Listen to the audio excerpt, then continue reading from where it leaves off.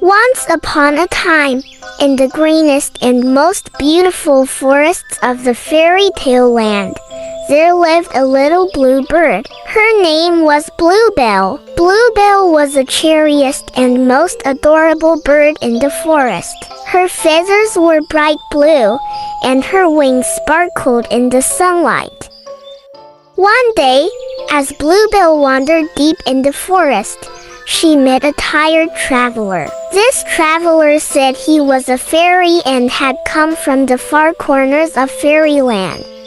The fairy assigned Bluebell a task. She told Bluebell that there was a lost treasure hidden on the highest mountain of the fairy tale land and that they needed a bluebird to find this treasure. Bluebell eagerly accepted this task and set out on the journey with the fairy. On the way, Bluebell and the fairy encountered many challenges. They had to cross deep rivers, dark caves, and steep cliffs. However, with Bluebell's courage and the fairy's magical powers, they overcame every obstacle.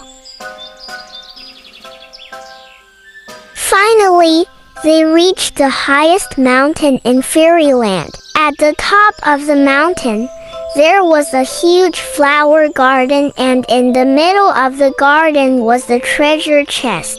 Bluebell handed the treasure to the fairy, and in return, the fairy thanked her and granted her one wish. Bluebell expressed her greatest wish for happiness and peace to reign in every corner of the fairy tale land. The fairy granted Bluebell's wish, and from that day on, the fairy tale land was filled with peace and happiness.